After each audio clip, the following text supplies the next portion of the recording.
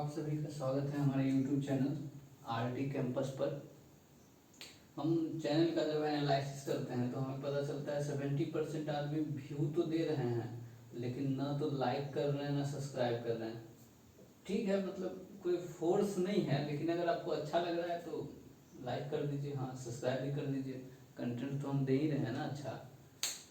70% मतलब ठीक है, अगर नहीं अच्छा लग रहा है तो डिसलाइक कर दीजिए, कम से कम वो तो पता चले, कुछ सुधारना भी है। कमेंट कर दीजिए अगर कुछ बेकार लग रहा है तो, कुछ गड़बड़ लग रहा है तो कमेंट भी कर दीजिए।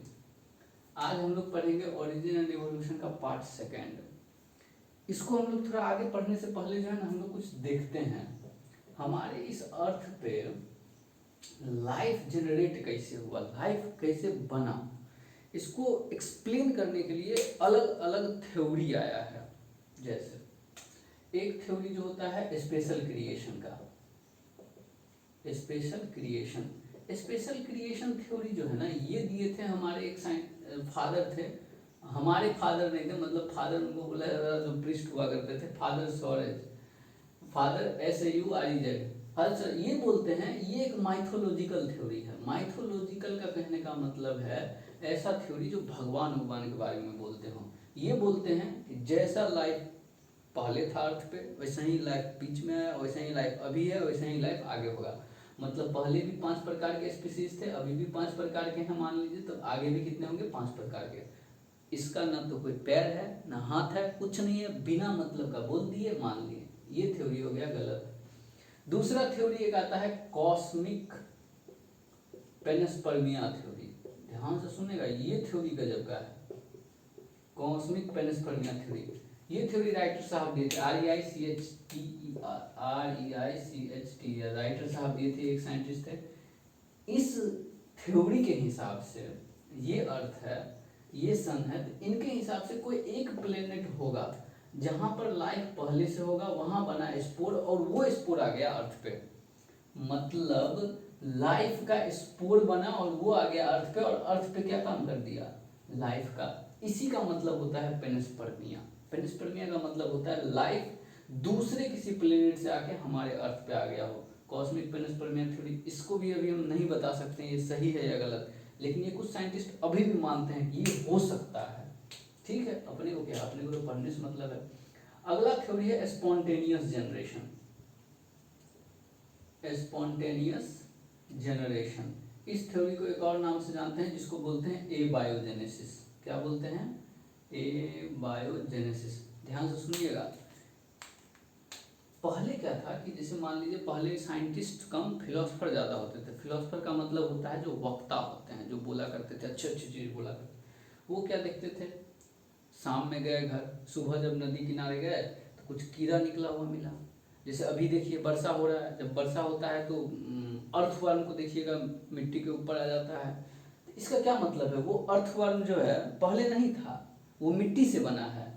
ए बायो का मतलब होता है नॉन लिविंग, जेनेसिस का मतलब होता है बनना।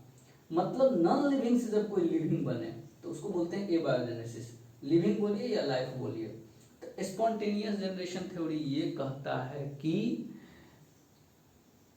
कोई भी लाइफ जो है एकाएक नॉन लिविंग से बना होगा, ये कभी भी संभव हो ही नहीं सकता है। ये कभी भी संभव हो ही नहीं सकता है। अभी के टाइम पे तो, अभी के एनवायरनमेंट और वेदर के टाइम पे तो और नहीं हो सकता है। मतलब एबायोजेनेसिस थ्योरी सरासर क्या है, गलत। इस थ्योरी को गलत साबित किया गया है 3-4 साइंटिस्ट के द्वारा, और जो साइंटिस्ट इस थ्योरी को गलत साबित किए हैं उन साइंटिस्ट के बारे में भी पढ़ते हैं। देखिए क्या है अगला थ्योरी जो है, अगला थ्योरी है, सॉरी अगला थ्योरी कितना नंबर था, चौथा। हाँ, अगला थ्योरी है, इसको बोलते हैं थ्योरी ऑफ बायोजेनेसिस। बायो मतलब लाइफ, जेनेसिस मतलब बनना। इसमें जो साइंटिस्ट आते हैं हक्सले और हैरे। कौन साइंटिस्ट आते हैं इसमें, हक्सले एंड हैरे। अच्छा, हगले हैरे नहीं, हक्सले एंड हैरे। इसमें बोलते हैं ओमनिस वीवम एक्स विवो। इसका मतलब होता है कोई भी नया लाइफ अपने पुराने लाइफ से बनेगा। क्या कहने का मतलब है, देखिए जैसे मान लीजिए ये हम हैं, तो हम किससे बने हैं, मम्मी पापा से। इसमें भी एक लाइफ था, इनमें भी, और हम में भी एक लाइफ है। मेरे बाद अगर कोई बनेगा तो ये किससे बनेगा? हमसे। मतलब नया लाइफ पुराने लाइफ से बन रहा है, नया लाइफ पुराने लाइफ से बन रहा है, नया लाइफ इनके मम्मी पापा होंगे उनसे बने होंगे। इसी का मतलब होता है ओमनिस विवम एक्स विवो। इसका मतलब होता है life, new life originate from the pre existing life. मतलब जो पहले से लाइफ है ना, उससे बन रहा है हमारा नया life. New life originate from the pre existing life. लेकिन भाई साहब पहला लाइफ कैसे बना, ये तो बता ही नहीं रहा है ये थ्योरी। मतलब थ्योरी ऑफ बायोजेनेसिस जो है फर्स्ट लाइफ बनने के चीज को नहीं बता रहा है, लेकिन नया लाइफ किससे बनेगा ये बता रहा है। नया लाइफ बनेगा पुराने लाइफ से, ये तो बता दिया, लेकिन पहला लाइफ कैसे बनेगा ये नहीं बता पा रहा है। कोई दिक्कत नहीं, जरा देखते हैं इसमें और कौन साइंटिस्ट आए। अब देखिए, एक साइंटिस्ट का नाम है लुईस पास्चर, बहुत महान साइंटिस्ट, बहुत जगह इनका नाम सुनिएगा। लुईस पास्चर साहब क्या बोलते हैं, ये एक एक्सपेरिमेंट किए जिसको बोलते हैं स्वान नेक फ्लास्क एक्सपेरिमेंट। ये एक एक्सपेरिमेंट किए, इस एक्सपेरिमेंट से ये बता दिए कि थ्योरी ऑफ बायोजेनेसिस सही है। क्या किए वो देखिएगा। फ्लास्क का मतलब होता है कोई भी शीशा का चीज बना हुआ। देखिए ये दो प्रकार का फ्लास्क लिए, एक तो ये, इसके नीचे लगा दिए बर्नर, कोई दिक्कत नहीं लगा। एक लिए सिंपल फ्लास्क, इसको स्वान मतलब होता है वो जो बत्तख की तरह ऐसे गर्दन नहीं होता वो होता है, तो इसको बोल दिए हम स्वान नेक फ्लास्क, और इसको बोल दिए ओपन फ्लास्क। और दूसरे काम में क्या किए, यहाँ पे रख लिए कुछ सॉल्यूशन बता चुके हैं। इसमें रख लिए ईस्ट और प्लस शुगर का सॉल्यूशन, बहुत बढ़िया। इसमें भी रख लिए ईस्ट प्लस शुगर का सॉल्यूशन। अब देखिएगा, हीट किए तो ईस्ट सारा क्या हो गया, मर गया। लेकिन यहाँ से पानी पानी निकला तो यहाँ पर भी क्या आ गया होगा, ईस्ट और शुगर का सॉल्यूशन, कोई दिक्कत नहीं। यहाँ हीट किए, यहाँ भी ईस्ट सारा क्या मर गया, और ये पानी सीधा निकल गया, मतलब कहीं भी रुका नहीं। अब ये जो एयर है, एयर में माइक्रो ऑर्गेनिज्म है, जब ये वापस ठंडा होगा तो ये माइक्रो ऑर्गेनिज्म अंदर जाने का कोशिश करेगा। अब यहाँ का देखिए, यहाँ पर फंस गया, ये सीधा चला गया। तो जब ये इसका जांच करते हैं एक्सपेरिमेंट में, तो ये क्या देखते हैं कि जो चीज यहाँ पर एक भी ऑर्गेनिज्म नहीं होना चाहिए था, लेकिन इस एयर के कांटेक्ट में होने के कारण यहाँ पर ऑर्गेनिज्म है। यहाँ चेक करते हैं, अगर हम इसको यहाँ से अगर ऐसे निकालें इस मटेरियल को, ये तो भाई साहब एयर के कांटेक्ट में है, ये भले ना हो लेकिन ये तो एयर के कांटेक्ट में है। यहाँ तो हमको मिलेगा लेकिन यहाँ हमको नहीं मिलेगा। तो ये बता दिए कि भाई यहाँ जब कोई ऑर्गेनिज्म नहीं था तो कोई भी ऑर्गेनिज्म नहीं ही मिलेगा। यहाँ जब कोई ऑर्गेनिज्म था, जब एयर के कांटेक्ट में आया तो वो ऑर्गेनिज्म वापस पाया गया जब उसका टेम्परेचर डाउन हुआ, क्योंकि यहाँ शुगर भी तो है, यहाँ पर मिलेगा। तो ये वाला मटेरियल, इसको जब हम चेक किए ना तो ये साबित हो गया कि थ्योरी ऑफ बायोजेनेसिस एकदम सही है। तो कितना थ्योरी पढ़े, 4। पहला स्पेशल क्रिएशन थ्योरी जो माइथोलॉजी पे बेस्ड होता है। दूसरा थ्योरी क्या पढ़े, वही जो बोले थे कॉस्मिक पेरिस्पर्मिया थ्योरी। तीसरा पढ़े theory of A biogenesis, non living से लाइफ का ओरिजिन होता है, वो भी बकवास है।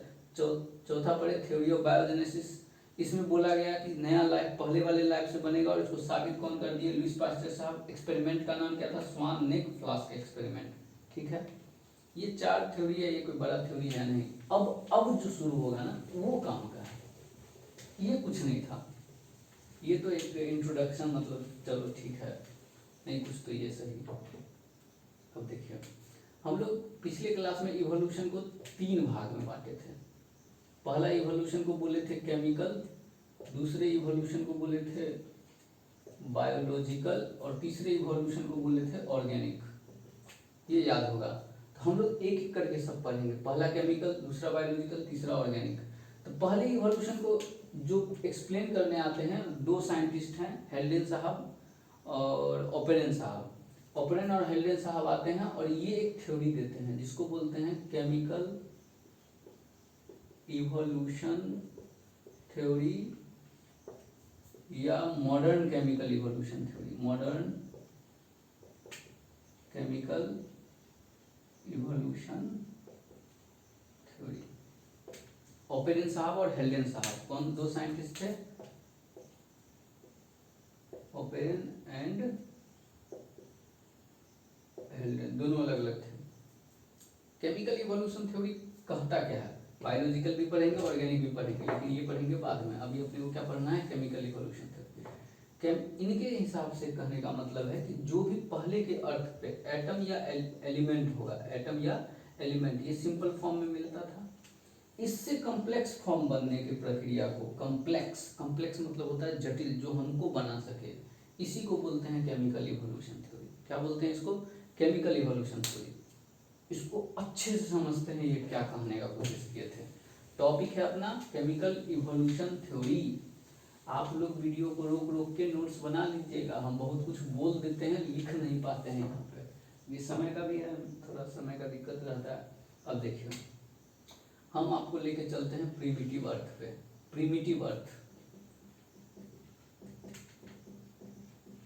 प्रिमिटिव अर्थ का मतलब होता है जो अर्थ सबसे पहले बना हो, उसका क्या होगा? वहाँ टेम्परेचर बहुत ज़्यादा होगा। डिस्टरबेंस, इस अर्थ सरफेस पे डिस्टरबेंस क्या होगा? बहुत ज़्यादा होगा। मतलब जियोलॉजिकल डिस्टरबेंस बहुत ज़्यादा होगा। आगे कुछ भी स्टेबल नहीं होगा। यहाँ पर कभी भी ऑक्सीजन फ्री फॉर्म में नहीं मिलेगा, मतलब यहाँ पर ऑक्सीजन नहीं मिलेगा। प्रिमिटिव अर्थ पे ऑक्सीजन कभी नहीं मिले, मतलब उस समय पर कभी नहीं, मतलब उस समय पर नहीं मिलता होगा। अगर ऑक्सीजन नहीं मिलेगा तो ऑक्सीडेशन नहीं होगा, मतलब अगर ऑक्सीडेशन नहीं होगा तो क्या होगा? सिर्फ रिडक्शन।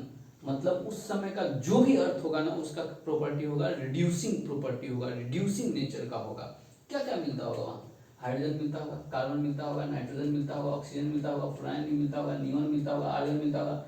मतलब जो कुछ भी मिलता होगा ना, वो सब एटम के फॉर्म में मिलता होगा। किस फॉर्म में मिलता होगा? एटम। और कहा जाता है कि ये हाइड्रोजन मैक्सिमम होगा, और कितना होगा? 90%। कितना होगा? 90%।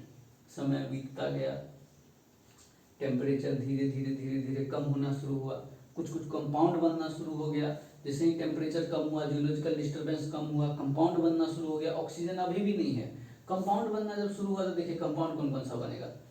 NH3, H2O, CH4, बहुत सारा कंपाउंड बना। अपने को जो याद रखना है वो ये 3 मेन है। ऐसा साइंटिस्ट ये बोले कि ये दोनों कंपाउंड जो था, ये फर्स्ट इनऑर्गेनिक कंपाउंड था।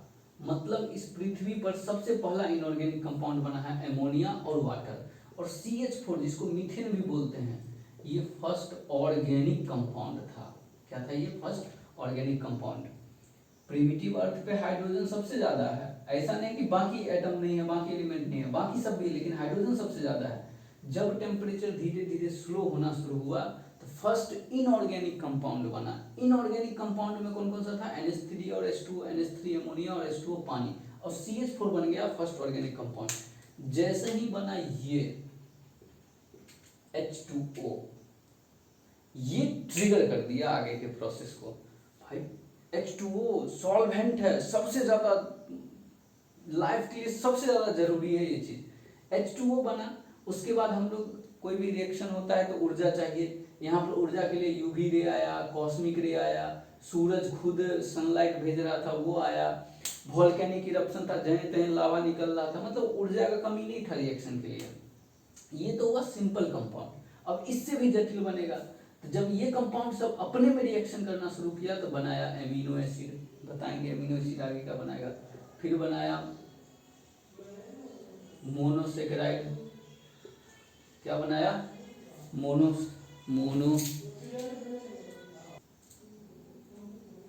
सॉरी, वो कुछ काम आ गया था। ये एमिनो एसिड बना, ये मोनोसेकेराइड बना। बताएंगे आगे मोनोसेकेराइड क्या होता है। उसके बाद क्या बना? सिंपल कंपाउंड, जैसे ग्लिसरॉल बन गया। ग्लिसरॉल फैटी एसिड, फैट वेट बनाने काम करता है। ऐसा ही सिंपल कंपाउंड बन गया। ये सब कंपाउंड, पहले तो एटम था 90% जिसमें हाइड्रोजन था। पहला इनऑर्गेनिक कंपाउंड बना अमोनिया और वाटर। CH4 मीथेन जो था वो पहला ऑर्गेनिक कंपाउंड था। यहाँ पर आया ऊर्जा। ऊर्जा कौन दे रहा है हमको? सनलाइट दे रहा है। सनलाइट में क्या क्या है? कॉस्मिक रे, UV रे, जितना गामा रे, अल्फा रे, जो भी है। उसके बाद यहाँ ऊर्जा का एक और स्रोत है वोल्केनिक इरप्शन। ये सब मिलकर क्या बना दिया? Complex compound. ये कॉम्प्लेक्स कंपाउंड आगे जाके जब टेम्परेचर और कम हुआ तो बनाना शुरू किया प्रोटीन। क्या बनाना शुरू किया? प्रोटीन। प्रोटीन के साथ साथ बन गया फैट, फिर बन गया शुगर। शुगर मतलब कॉम्प्लेक्स कार्बोहाइड्रेट। फिर बन गया न्यूक्लियोटाइड। न्यूक्लियोटाइड यहाँ पिरीमिड भी रहता है। न्यूक्लियोटाइड, ये न्यूक्लियोटाइड आगे जाके बनाता है न्यूक्लिक एसिड। न्यूक्लिक एसिड क्या होता है, डीएनए और आरएनए, जिसमें डीएनए नहीं बना था, क्या बना था पहले, आरएनए बना था। नहीं ऐसा नहीं कर सकते हैं, लेकिन फॉर्मली मानते हैं। ये प्रोटीन, फैट, शुगर, न्यूक्लियोटाइड ये सब फैला हुआ था। कैसे फैला हुआ था, मान लीजिए समुद्र है, ये हमारा बादल, टेम्परेचर इतना था कि समुद्र तुरंत भाप बन रहा था, बादल बरस रहा था, भाप बन रहा था, बरस रहा था, मतलब ये साइकिल लगातार चल रहा था। तो इस समुद्र के पानी में ये सब कुछ था, ये सब कुछ इस समुद्र के पानी में था, और इसमें भी था, यहाँ भी पानी तो होगा ही, H2O होगा ही, बाकी सब कुछ भी था। हम क्यों बोले कि H2O का बनना ही ट्रिगर कर दिया बाकी सब काम को, क्योंकि यहाँ देखिए समुद्र में भी पानी, ऊपर भी पानी, ये जो समुद्र के पानी में जो सब कुछ था ना, इसको एक साथ हेलन साहब बोलते हैं prebiotic soup. Prebiotic soup, pre मतलब पहले, बायोटिक मतलब जीवन, और सूप मतलब सूप, या इसी को बोलते हैं hot dilute soup. Hot dilute soup मतलब पहले के समुद्र के पानी में ये सारा केमिकल था, जिसमें लाइफ नहीं था, लेकिन इस केमिकल से आगे लाइफ आएगा, ऑर्गेनिक बायोलॉजिकल इवोल्यूशन कैसे आएगा वो पढ़ेंगे। इसको बोलती है एक सब प्रीबायोटिक सूप या हॉट डाइल्यूट सूप। ये चल रहा था, पानी भाप बन रहा था, भाप के साथ रहती सब कुछ उड़ा के ले जा रहा था, फिर वो गिर रहा था, फिर भाप बन रहा था, मतलब ये साइकिल क्या हो रहा था, लगातार चल रहा था, जिसके कारण क्या बन गया, सूप, मतलब लाइफ से पहले का सूप तो प्रीबायोटिक सूप। ये हॉट बहुत था, और डाइल्यूट नेचर मतलब होता है जहाँ पानी का मात्रा ज़्यादा हो, सॉल्वेंट का मात्रा ज़्यादा हो, तो इसको बोलते हैं हॉट डाइल्यूट सूप। अब अपन नेक्स्ट क्लास में पढ़ेंगे बायोलॉजिकल इवोल्यूशन। इसको रोक रोक कर पूरा बना लीजिएगा नोट्स, इसमें कहीं भी कोई गड़बड़ी नहीं है। कंपाउंड का नाम हम कम लिखें, जो काम का था वही लिखें। यहाँ प्यूरिन पिरिमिडिन में रहता है, यहाँ बाकी सब भी कंपाउंड बनता है। क्या मतलब है, हाइड्रोजन याद करना है अपने को 90% होता है, पहला इनऑर्गेनिक ये है, पहला ऑर्गेनिक ये है, काम हो गया खत्म। Thank you. तो आप लोग लाइक शेयर सब्सक्राइब कीजिए, कम से कम ये 70% जो नहीं कर रहे हैं इनको कम, चलिए एकाएक तो हम नहीं बोलेंगे कम करने, कम से कम इसको 50% पे लाइए।